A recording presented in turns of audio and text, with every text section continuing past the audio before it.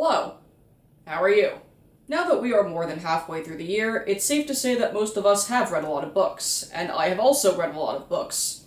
However, there are some books that I want to read before the year ends, so here are 6 books that I want to read before then. A lot of these are books in a series that I haven't continued in more than a year or so, and some of these are actually books that have been on my shelf for more than 3 years.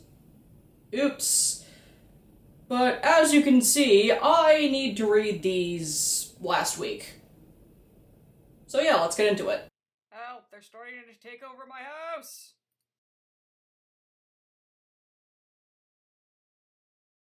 First up is The Liar's Knot by M.A. Carrick. This is book 2 of the Rick and Rose trilogy, and I said I would be reading this book in May, but books happened and I still haven't read it yet. This is a high fantasy series. I think the 3rd book might be coming out soon, but don't quote me on that. Anyway, it's about a con artist who flees a sticky situation as a child, only to return home so she can make her and her sister filthy stinkin' rich.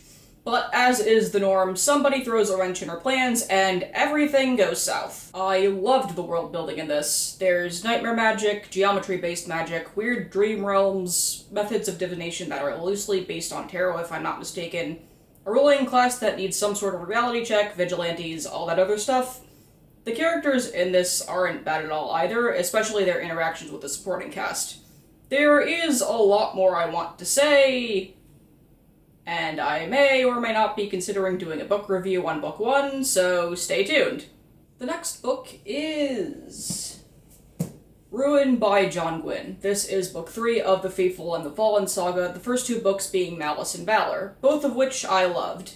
And in continuing with tradition, book 3 is also a very big boy. Observe.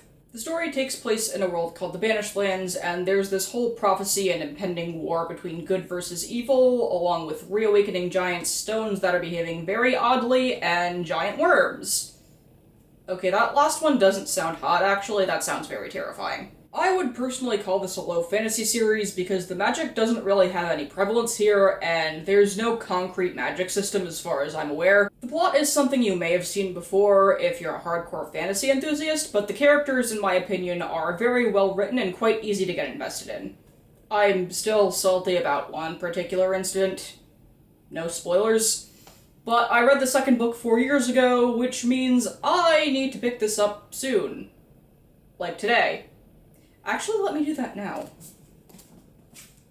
Next up is A Dance of Mirrors by David Dalglish. This is book 3 of the Shadow Dance series. Book 1 is A Dance of Cloaks, and book 2 is A Dance of Blades.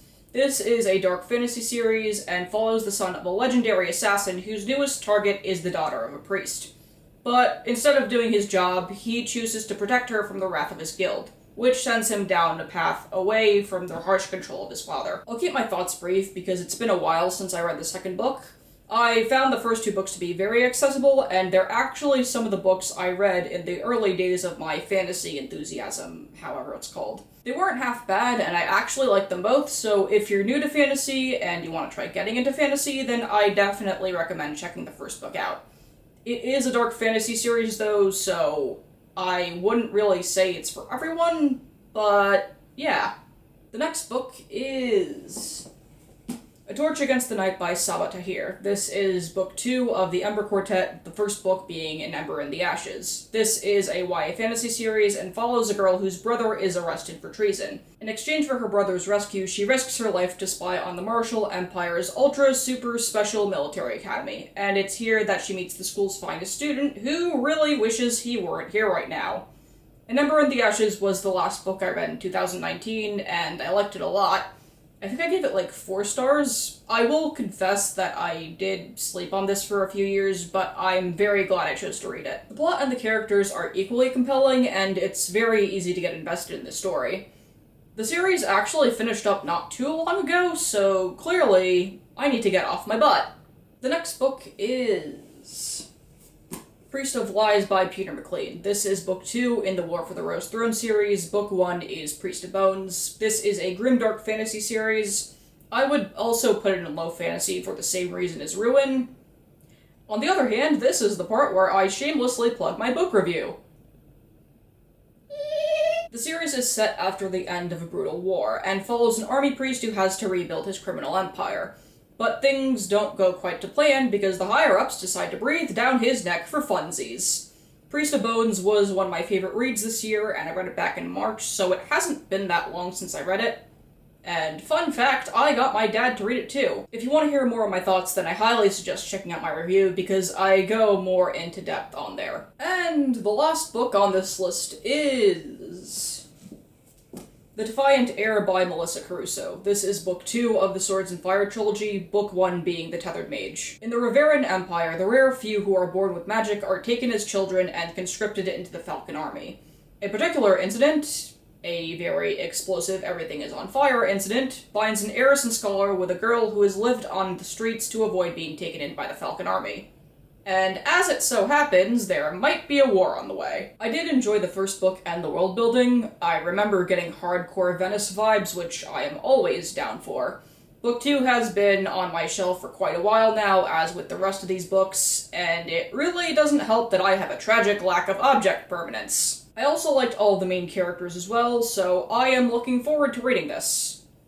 Maybe I'll just put this somewhere I won't forget. Perfect. So that's it for this video. If you enjoyed this, make sure to like and subscribe. I post new videos every Monday, and I talk about books and draw things, so stay tuned if that's something you're interested in. And yeah, thanks for watching!